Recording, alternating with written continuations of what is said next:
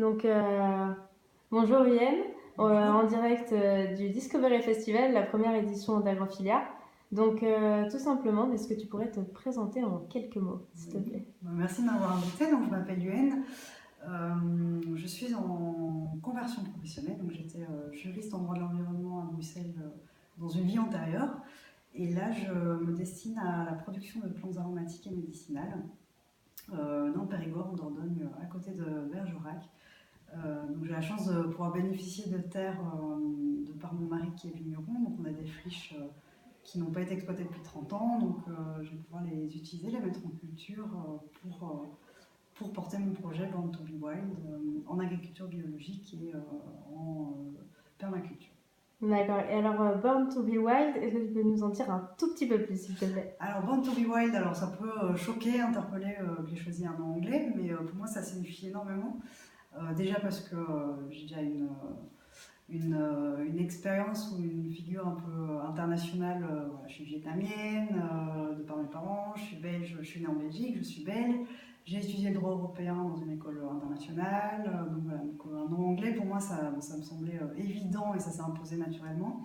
Et Born to be Wild parce que wild veut dire à la fois sauvage mais aussi nature, la nature en anglais. To be wild, être sauvage, donc cet ancrage à la nature qui nous caractérise tous. Voilà, on ne peut pas vivre déconnecté de la nature. Or, les plantes aromatiques et médicinales, elles sont là, elles sont partout autour de nous.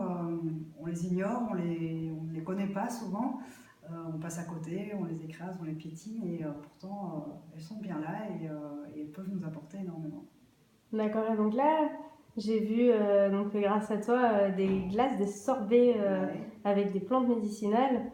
Donc, est-ce que tu peux nous dire en trois mots, parce que le design est top, enfin l'esthétique, bon, en plus, t'es toute pimpante, t'es toute mimi, donc ça rappelle un peu qui tu es, etc. par rapport à l'esthétisme Ouais. de la plante. Et donc, il y aura quel goût, par exemple, pour un sorbet Alors quel goût? Des goûts un peu plus connus, donc sureau, acacia, lavande, romarin.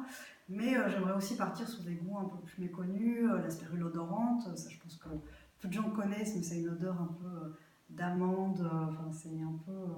c'est très difficile à caractériser. Ou le géranium rosa qui a une odeur incroyable, enfin voilà, c'est très floral. Il pourrait y avoir après des associations avec des petits fruits, donc ça pourrait être figue sauge ou raisin acacia. Voilà, donc c'est aussi tout ce côté, il y a de la couleur, il y a du goût, il y a des choses qui sont vraiment méconnues dans les plantes et moi je veux redonner un peu de modernité dans ce milieu qui peut paraître un peu suranné, un peu poussiéreux, un peu vieux. Voilà, notre grand-mère qui servait de la tisane. Donc voilà, moi je veux redonner de la couleur du rock'n'roll avec Born to be Wild dans le monde des plantes.